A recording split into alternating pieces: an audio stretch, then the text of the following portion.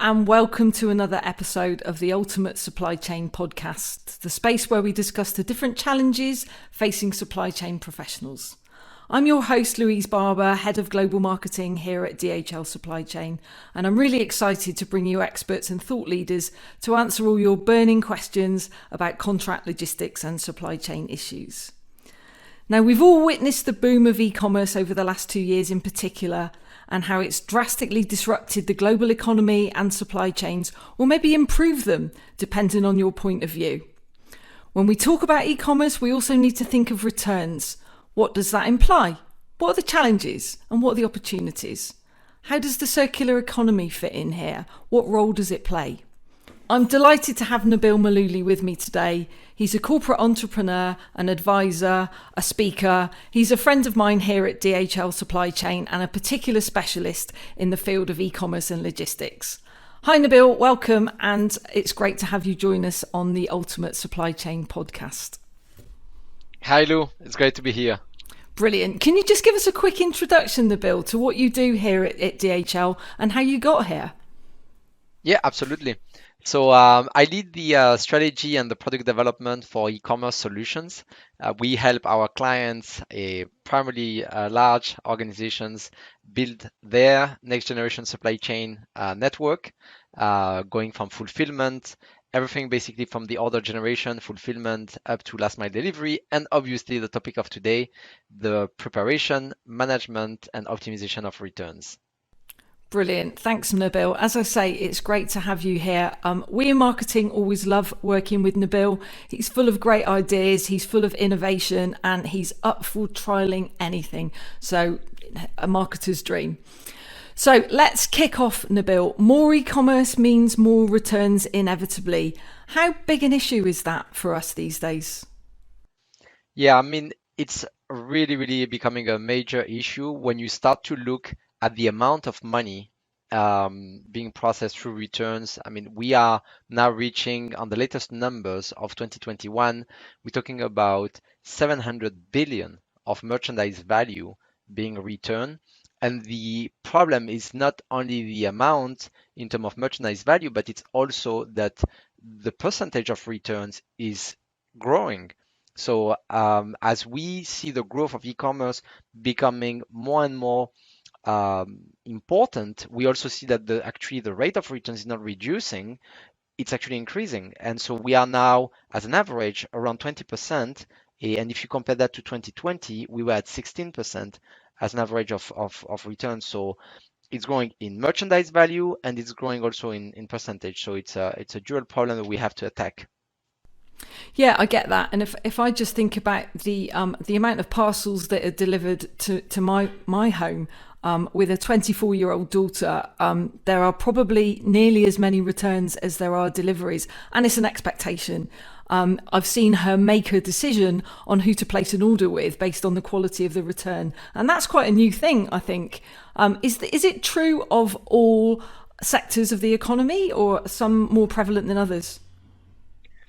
So it is not the same level in terms of product category. If you look, for example, at fashion and apparel, it is traditionally the category that has the highest rates of returns. You know, we see some of the businesses we manage, which are fast fashion organizations, the percentage can go up to 40% in certain cases. So usually that's the top category. But you also have categories like automotive parts, as an example, which have high level of returns, as well as home decoration. So it is a general problem, but there are certainly categories of products that are bigger than others for obvious reasons, sizing, fitting. So this is one dimension, but also because some organization or some segment of the merchants are really incentivizing actually ordering more products and returning the ones that they don't like, right? The try before you pay type of models are also incentivizing consumers to just order more and then just return what they don't like. So obviously that's not going to be a good way in order to reduce the amount of returns that we see in the market. Sure. And do you see typically that returns are making a big impact on a customer's decision as to where they place their e-commerce business? So we see different strategies, right? There are companies that do not look at return yet as a critical element of their network strategy. So they will use basically all their distribution centers, existing infrastructure, and they will plug into the return management as part of that. But we do see a couple of organizations which are actually companies that I will define as the leading organizations that are now working through the process of having dedicated return centers where they really specialize. I mean, the return processing is way more complex and requires also certain skills. You know, if you have to do refurbishing or if you have to do repairs. I mean, there are different elements that makes it harder. So for the moment, I would say that generally in the industry, we don't see this being like a critical component of network designs and the overall networks that companies are pulling for their e-commerce supply chain, but it's changing, and the ones that are leading the pack are already there. Sure, it's fascinating, isn't it? As a consumer, when if you try and return something and you get that list, give me the reason for return. I always think, well, why do they want to know that? And then being on the logistics side of the business, it's clear why they want to know that. You go up a different route depending on the reason for your return. So I think it's a fascinating part of the supply chain, particularly around e-commerce. But look, we hear a lot about the circular economy. How can tackling returns challenge boost that circular economy, and where do DHL and other logistics players play a part? Yes, so I think the supply chain is actually a critical element of how you can improve the process. The first element is you can actually do different things through the return journey in order to improve, optimize the return experience. Um, you know what you were saying, the visibility of what's the reason why your product is being returned is the first criteria, right? Because a product could be um, not satisfactory, or it could be just someone that changed their mind. So it's a completely different processing in terms of what you're going to need to do with that item.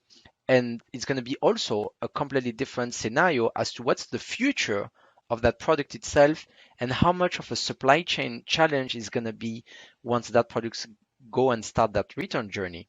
So I think the overall supply chain design is critical in order to process returns faster, to process them in a better way, more optimized, more consolidated, but also in order to generate the highest value of that return item. And that's actually something that we see more and more. A couple of years ago, like 2 years or 3 years ago, we were talking about returns as how do we reduce the cost of returns? And today we have completely different conversation with our customers. The conversation is how do I maximize margin on the return product? How do I do to increase the amount of products that I'm actually going to be able to push into premium channel, or if it's not in premium channel, into the best channel where I get the best value out of this product? That obviously a financial element, but there is also a critical aspect of sustainability, because what companies, again, the companies leading and the one that we're working with, is how do I minimize the amount of product that I'm actually destroying? Because when I destroy product, obviously, you know, that has the biggest negative impact into financials, but also into sustainability. So we're working through reducing returns, repairing, refurbishing, but also helping companies to eventually look for channels to resell, and of course the recycling of that. Thanks, Nabil. It's a really fascinating area to explore. And in our last episode, we spoke to Florence Nablo, and she was making the point that returns and recycling and the circular economy are absolutely essential parts in today's supply chain in a way they wouldn't have been, obviously, several years ago. So it really has given a new lease of life to supply chain and what that means to us. Can we move to think about what kind of intelligent return strategy, the sort of thing that we do here at DHL, how might that improve a customer's profitability and their efficiency? Absolutely. So we start, if we want to look at the entire process, we should divide that into three major steps. You have the consumer facing return process, which is usually a portal or a digital interface that is replacing the previous labels in a box and so on, which allow the consumer basically to return easily, what you were mentioning, Lou, about putting the reason codes and put also what's the most convenient way for them to return that product. Is it to drop it? Is it to put it into, the postal service and so on? So you have that return management and return portal aspect, which is the first step of the process. Then you have the return shipping and really the process of transport of that item from that consumer up to the location where it needs to be returned. And that location could be a distribution center, but it could be also a store. It could be a pickup and drop off location where products are consolidated in lots and then shipped back to a distribution center. So you have that entire return transportation process. And then you have everything that is happening in the return processing center, which is going to be the reception, sorting, grading, evaluating if there need to be some repairs into the product, and eventually also a resell a strategy or resell process that's going to be done through that step of return within the fulfillment center or the distribution center. So if you think about this three elements, you actually have different pieces of technology that can help you to improve not only the visibility aspect of what is coming back, but also to make it faster in terms of the entire process, in terms of what are the best shipping options that I should be using. How can I consolidate orders on my way to pick up items if I'm going to pick up from consumers, if I'm going to pick up from pickup and drop off locations? How do I get this product processed faster in a fulfillment center? Usually SLAs on returns are like 24 hours from the time you get an item until you process it. So how do you get that, to a shorter time frame, and how do you get that processed like effectively at scale? And ultimately, how do you use systems and technology that are going to help you also define what's the best path for product? If I'm going to get a product that is being returned and is a low value, low margin product where I'm going to have shipping costs that are going to be higher, on the first step, what should I do? Maybe, and we see it as consumers, right? We see companies that will tell you, well, you know what, just keep it, right? Just keep it because the CO2 emission plus financially doesn't make sense to be sent back, right? So ideally, what you really want to be thinking of is how do I minimize returns before they happen? But when they have to happen, then you also have to really think about, well, how do I use technology in order to help me to really assess what's the best way to do that? And also, does it even make sense for me to get that product back from the consumer?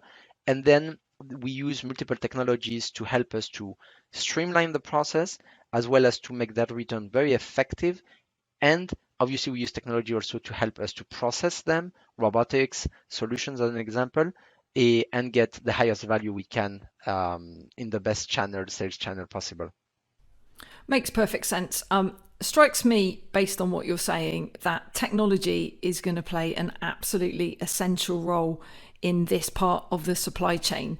How do we typically interface with technology? I mean, are these solutions that we're developing ourselves? Are these solutions that we're buying in? What's our approach to technology investment in this field, Nabil?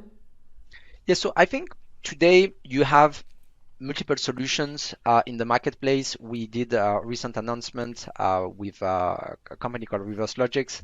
In this case, that is a software solution that help organizations to manage the entire return process. So these are the type of solution in the marketplace that can really help organizations to manage better the process. There are different organizations out there that are helping organizations into the portal, into the shipping, into the consolidations of orders. And we, at the same time, we are also using our own technologies in order to process returns faster into the warehouse using wearable technologies that are helping us to process faster, to get the ability to actually refurbish, repair items in a much better way. So it's a combination of both. It's a combination of own technology where we build our own IP to solve problems that we think are like some of the biggest problems that are helping really to maximize margin and recoup the highest amount of products possible, as well as we use some softwares that that are external softwares that are helping us also to manage some of the areas of the business which we think they have something that is best of breed. Sure. Look, I'm guessing I can just imagine our friends in solutions. This is one of those amazing challenges that they just live for. I can just imagine them with their spreadsheets and their post-it notes, working out what the optimal customer journey is here and what the optimum solution is against those requirements. Incredible. I'm guessing, though, also that this isn't ever a one size fits all. How are we catering for the really different problems that we have and the different kinds of business that are experiencing those problems? Yeah, no, absolutely. I mean, this is a great point. I- It is definitely never the same. If you're going to process returns for a fast fashion company, a premium brand, they will have rules and they will have a business requirement that are going to be different than if we are talking about, you know, a consumer electronic company. But even if you stay in the same categories of product, depending on the type of brands we are talking about, they will have different rules and they will have different business requirement as to what can be returns, what are the rules of refunds, how much of the product can actually be or should be really recouped from a process standpoint, and also to what level of efforts are you going to go in order to think about repairing, suing, and so on products. So I think this is very, very different by customers. The way we think about this is really by building modular solutions where you can actually build rules within the solution set that can be customized by customer and by profile in order to actually serve the different type of clients that we serve, going from, of course, fast fashion, consumer electronics, and all the other categories which will have different needs and different business requirements. And look, I get it. It's going to be different by sector. It's going to be different by type of item that we're providing. Do you see much geographical difference? Is there much trend? Do you see a lot of different trends depending on where we are in the world? Actually, on the way it's managed, we don't see major differences in terms of supply chain management. What we see is on the consumer preference. There are countries that actually are more aggressive in terms of brands promoting, um, you know, these models that I was describing, where they incentivize just purchase and have no any limitation in terms of how much a consumer can return. And we see companies that are more sensible and countries that are more sensible to that in regards to how aggressive the companies and the brands are going. And I think that's maybe one of the major difference.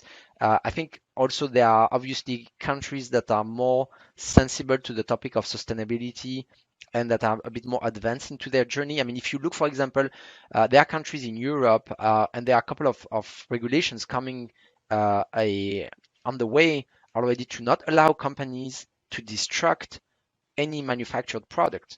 And so this is a big game changer for the industry, because we know many organizations, and there were a couple of famous organizations that got the spotlight recently. I'm not going to mention who they are, but if you look on the news, because they were burning extremely expensive items just in order to maintain their brand value. And this is something that obviously, if you think about it from a sustainability aspect, this makes no sense. And so we're gonna see, I have no doubt that we're gonna see also across the globe this trend coming. I think it's starting in Europe, and we're gonna see this expanding to many other regions where companies and brands will not be able to destruct product. So they're gonna have to find a way to actually resell these items. And that might be a consideration also in regards to how much do I really promote in terms of, yeah, just buy as many as you want, and then we'll see what we do with the rest. Yeah, you can imagine that's going to be one of those examples of where regulation may well actually drive innovation. So I think, yeah, so it's a watching brief with that one, right? It's a watch this space and let's see how that evolves and how we're able to respond to it and how quickly we're able to respond to it. So I'm Absolutely. guessing that data and analytics plays a huge part in the returns process. Can we just talk a little bit about that? Yeah, absolutely. So we in supply chain manage a lot of data, and oftentimes, we might not be using it on some of the most obvious element. We worked on a project with a client 2 years ago, on which the main objective was really to try to identify what we call serial returners. You usually in every company, you will have a certain amount of customers that are um, the one that are returning products the most frequent. And so that's something that when you start to think about like all the data you have on hand and what can you do with that, I think there is definitely a lot. I think that specific case was really around trying to identify, which consumers are returning the highest amount of items. And what you could find is that there was 1% of all the consumers that were returning most of the items Mm. being returned. It was above 50% of the total returns Right. that were within 1% of the consumer base. And so what you see there is definitely that it is not maybe a generalized problem also that the company might have, but it's actually something that they could actually look and really try to tackle with specific customers, within maybe within their strategy and within their sales strategy with these profiles and try to understand why they have so many returns coming from these Yeah, they're a consumers. segment, right? It's a Their segment segment. approach to a particular behavior. Yeah, Exactly. completely get it. And so I think when you start to think about this, you're like, okay, well, this is not necessarily like a supply chain problem as such. It's more a consumer behavior and sales strategy problem, but the data comes from the supply chain side because you can be able to analyze, how many consumers and what type of products they return and so on, and also what state they returns the product, where they used, not used, whether really just because they changed their mind or not. So I think there is a lot there. So I think that's just an example of how you can use the data to really try to optimize the process. But one big element of really I think which is critical on how to use the data is if I go back to your example of reason codes is when you know the amount of returns you're going to get and you have the ability to track and you have that visibility of how many are coming back with what type of reasons, you can plan ahead into your fulfillment operation and you're going to get 10,000 items that are coming back that were stated to be a product with a defect or with a problem on them. So you can use that data to actually plan on how you're going to address that ahead of the wave of returns. And at scale it makes a huge difference. So when you start to go into this level of data, you can really use that data in order to plan better and then consequently be much more effective in the way you're processing these returns. So, yeah, look, I guess this is another example of where the world has moved on. We've got consumers now that are buying 5 items, always with the intention of perhaps returning at least 4 of them. Nabil, I don't want to put you in the position where I'm asking you for a prediction, but as the world continues to change, what does the future hold in e commerce returns? Well, I think Lou, what you just described and what you mentioned, I think is just a reality of what the consumers and the new generation are expecting. I think it is part of the operating model, and I think it's part of the way people are buying online now, and they expect to have free deliveries, free returns, no question asked. And if anything is going to happen, is we're going to see that trend becoming more and more obvious, and it's just going to expand as we have more of this newer generation becoming the consumers and becoming the largest part of the consumers in the marketplace. So I think for organization, it's critical to think about the fact that again, if we look at the statistics and the fact of today, e-commerce growth, returns grow as well, but they grow actually in a higher percentage already today. And we can expect that this is going to continue in that trend because there is no any indication or there is no any factor that could really say, well, there is this clear trend here that could allow us to reduce that. I think there are two things that could help to optimize and reduce overall this impact. One is a consumer awareness around the sustainability impact of this behavior, which I think we are also seeing to a certain extent, depending on geographies, we're already seeing that a combined with the effect of regulation around the space.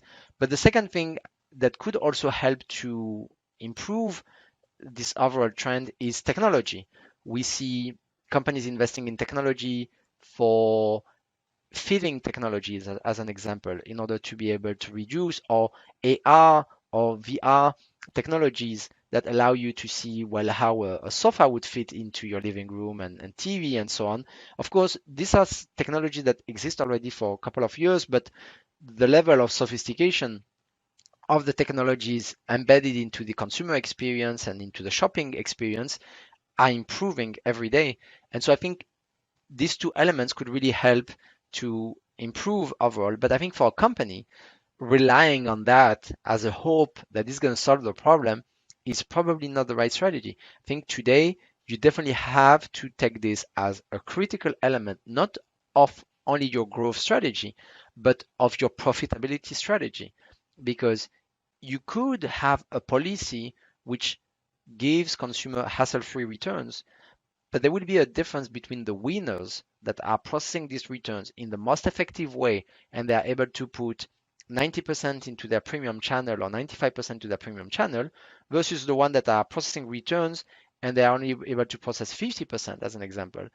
And that's going to have a big impact in the bottom line, and that will make a big difference as to how companies are effectively managing that and at the same time giving that consumer the experience that he wants. Because we know also, whenever we have conversations with the teams of direct to consumer or e-commerce or digital teams of organizations, whatever the name is, but the team that is really in charge of that sales experience and that digital experience, their biggest concern is, well, if you are not doing that, you're going to have an impact into conversion and into sales.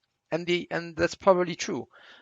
But how do you do that in an effective manner is really where companies have to do. And working with logistic partners also around building the best approach to you. And there's not one size fits all, but working with companies that can really help you through the process of defining what's that right model, what are the right benchmarks, what are the right KPIs, what's the right visibility, and what type of tools are available out there in order to improve that processing experience and that processing operational execution. I think is going to be key for any company. And typically, Nabil, is this the sort of thing that companies are embracing, our customers are embracing proactively, or are these things that we're having to tell them? I think it's a mix, but I don't think it's a priority yet for most of the organizations. I don't see it.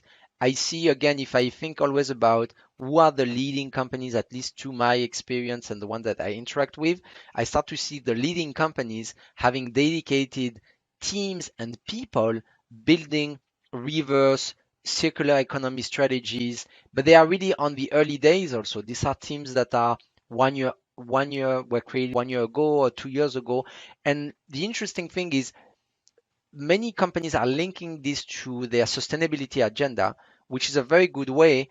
But I think there's a big risk there because this is actually a game changing from a profitability standpoint as well.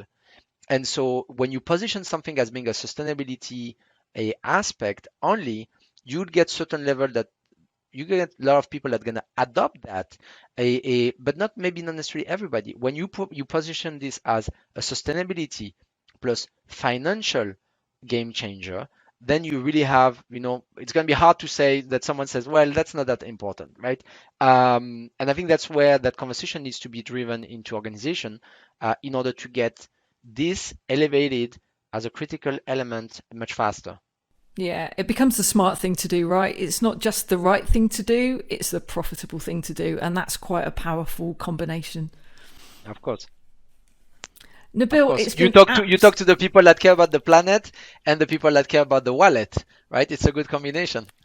a really good combination. If you can find the one person that cares about both, you've absolutely nailed it. Exactly. Thanks for that, Nabil. One final thing that we ask all our guests. Can you give us your favourite example of connecting people and improving lives or what it means to you? Yeah, I think, when you look at the amount of products that we move, we really, the diversity of things we transport for different purpose for different people. It's really amazing the amount of stories that are behind, right? Like, in the e-commerce space, it could be you could be transporting a wedding anniversary gift or the birthday gift for a little girl or a little boy. And I think to me, ultimately is this everything that we move, we transport is actually going to someone that that hopefully will make a great day for them. So I think that's something that get me excited. Oh, you old softy. There we have the hard entrepreneur, the hard shell, the outside, but the soft hearted interior. Nabil, that's lovely. You're absolutely right. That is really where we can make a huge difference, connecting people, improving lives. Thank you. So look, that's all we've got time for today. It's been a huge delight to have you with us today, Nabil, talking about e-commerce and returns in particular. I'm really excited about the next episode, but I'm also excited to track you, Nabil, and find out where our returns journey takes us. Thanks to you all for listening. It's been great to be with you again today. Please spread the word around our ultimate podcasts and subscribe. We'd like to see your reviews, and we look forward to welcome you again for future episodes. Thank you. Thank you.